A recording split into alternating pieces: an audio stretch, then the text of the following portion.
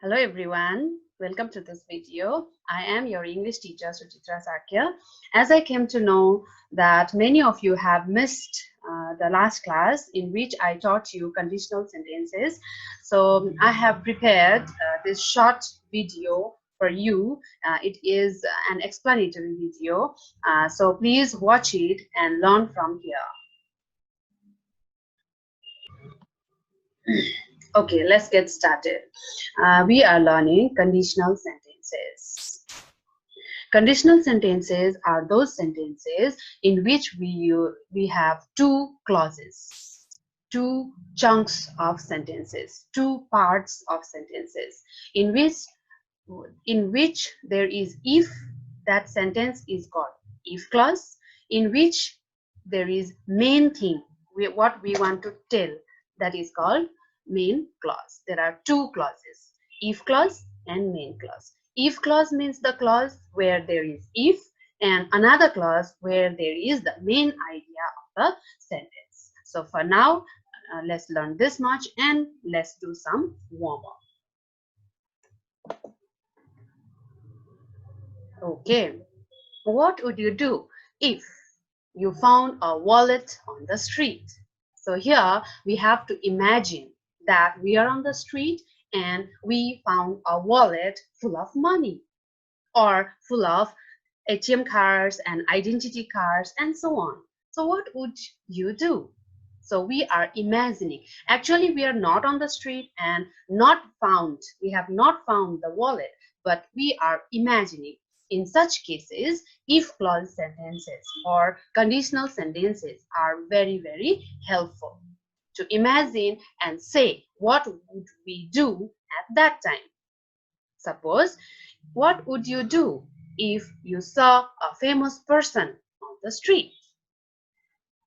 And another question I have, what would you do if there was an earthquake in Nepal? We had already faced earthquake in 2072, but if again such kind of earthquake occurs, then what would you do? We hope that it doesn't occur in reality, but we can simply imagine that what would we do at that moment. So in such cases, in imaginary cases, we use conditional sentences. These exercises, these warm-up activities are just for imagining if clause sentences. Let's move on. How many types of if clause sentences are there? How many type of conditional sentences are there? Children, don't get confused if I say if clause sentence or conditional sentence. Both are same. So here we have the type. Type 0, type first, type second, type third. Why it is divided into 4 types? We have the explanation as well. Here, type 0. Type 0 is also called no conditional sentence. When we use these type of sentences which are non-conditionals, it always expresses real and possible activities. When we talk about real and possible things, we have to use type 0. Always true as long as the condition is met. This is the condition. This is the if condition. If you boil water, if this condition is met, this is true.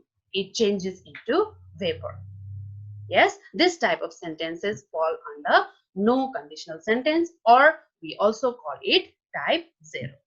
And we have to be particular with the structure. Structure is the most important thing while constructing such kind of conditional sentences. You can see over here, if clause must have subject plus V1 or V5. If your noun or pronoun, the subject, is plural, then you should use V1. Whereas if the subject is singular, we use V5. This is about the if clause. Now what about the main clause? In main clause also we should have subject plus V1 or V5. If singular, then V1. Sorry, if plural, then V1, and if singular, then V5. These are the examples. If you boil water, it changes into vapor. If the teacher is competent, students learn fast. If I am late, you can see here, boil, is, am, these are present tense verbs. If I am late for online class, my students get angry, or my student gets angry. So here also present tense. So this is the structure. We have to mainly take care of the structure. What structure in if clause and what structure in main clause. If we remember the structure, we can easily make these kind of sentences. Let's move on to type 1. What kind of sentences are type 1? These sentences always talk about things which are possible in the present or in the future, which are possible and real. It can be possible now in the present, or it can be possible in the future. Possible real situations can happen in the future. So what is the structure for this kind of sentence? Structure we can see over here. If clause must have subject plus V1 or V5, as we did in type 0, and something change different in main clause, that we use auxiliary verbs, that shall, will, can, may, must we can use in our sentence plus V1, only V1, because these auxiliaries already show the conditional and we should add only V1. Some examples here. If you call me, I will visit you. If this condition is met, if you call me, then this is possible in future. I will visit you. If you don't call me, I will not visit you. Okay, so this kind of possible and real things we talk in type 1. Another, if there is cloud in the sky, it may rain. If there is cloud in the sky, it is not raining right now, but in the future, it may rain. If I go to London, I will see the Big Ben. I'm not there right now. I'm not in London right now, but if I go in the future, I will see the Big Ben, the place, the famous place in London. Okay, so this way we use first conditional sentence to talk about the real situations that can happen in the future. Next we have type 2, second conditional sentence, in which we talk about the things which are unreal in the present or in the future, which is not going to be true either in the present or in the future. Okay, this type of unreal things also we can talk, because we are highly imaginative creatures. We can imagine the things which may not happen, which could not happen also. So this kind of sentences help us to imagine those unreal situations. In that case, what could be the structure? Let's see the structure here. In if clause, if plus subject plus V2. V2 means the past tense. And in main clause, subject plus past of all those auxiliaries. If you past of will is would, past of shall is should, past of can is could, past of may is might. So these are highly unreal things we are imagining, so we should use the imaginary auxiliary verbs. They are the past tense of the verbs plus V1. All right, so let's see how to use in the sentence. If I went to Mars, it may not be possible for us. Okay, so we are talking about imaginary things. We are talking about impossible things in the future or in the present. What would I do? I would meet astronauts. Yes, there are many astronauts working for going to the Mars, and if in the future I went there, then I would meet the astronauts. But I guess this is unreal and this is not so possible. Next is, if I met the US president, I wouldn't understand him, and there is less chance to you meet US president as well. It seems impossible. So in these cases, we use second conditional. I have the last example here. If I were a doctor, I would eradicate the coronavirus. This is the time of corona pandemic. We are having online classes just because of this. And I am imagining, if I were, past tense, a doctor, I would eradicate, would plus V1, the coronavirus. But I can't. It is impossible for us because I'm not a doctor now. I am a teacher and I'm teaching you. So this is impossible for me to become a doctor and eradicate the coronavirus. But I have the liberty to imagine this, isn't it? So this way, for unreal things, for imaginary things, we use second conditional sentence.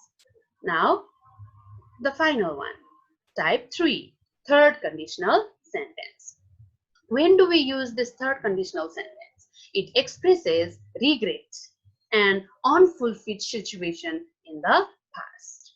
We only can talk about this now because this past event cannot take place again, cannot reoccur again. So we are only talking about this past activity in which we have done something wrong or we have not done something right. So we are repenting on it. We are regretting not doing it, or we are repenting doing it. All right, it can be both positive or negative. First, let's see the structure. What is the structure? If plus subject plus had plus V3. We use had plus V3. This is called past perfect tense to indicate the if clause. Whereas in the main clause, we use subject plus would, should, could, might, have plus V3.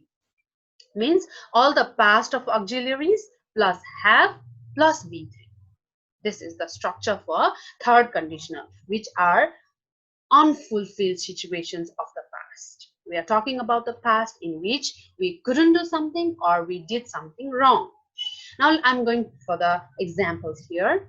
If I had earned a lot of money in the past, if I had earned a lot of money, I might have bought a car. But I'm just regretting on it that I didn't earn a lot of money in the past, so I can't buy a car now. Okay, if I had earned, past perfect tense, a lot of money, I might have bought a car. Might plus have plus V3. So according to the structure which we learned above. My next example, if I had studied hard, I would have passed the exam. This also regret, because in the past I hadn't studied hard and I have already become failed in the exam. So I'm just regretting myself that if I had studied hard, I would have passed the exam. But that time of the past could not come again. That time of the past, you can't bring it again in the present or in the future. So you are regretting on it, regretting for not studying hard, and now you have been failed. If you had studied hard, you would not have been failed. You would have passed the exam. So this type of sentences are called third conditional. Next example I have, if the Titanic hadn't sailed across the Atlantic Ocean, if the Titanic hadn't knocked down the big iceberg, it would not have sunk. If the Titanic had not sunk into the Atlantic Ocean, we still could have traveled on it across the Atlantic Ocean. So this way we imagine highly unreal things. We imagine highly impossible things in this third type of conditional sentence. So conditional sentences, I talked about them, that we use for imagining. Yes, we use for unreal things. Not only that, few like zero type and type 1 we can use for real things as well, and whereas the second type and third type, they are highly imaginative, so we use for unreal things. All right, so we talked about conditional sentences in this video. I hope you understood very well. So here are some of the questions I've given you up till number 1 to 7, there are fill in the blanks, whereas 8 and till 13, these are to be identified. What kind of sentences, like from type 0 to type 3, which type do they fall under? You have to find out, and please try this. And finally, I'm sending you the answer key as well, so that you would understand it better. So this much for today. I hope you understood very well, and I hope you learned very well. So thank you, and bye bye, and stay safe.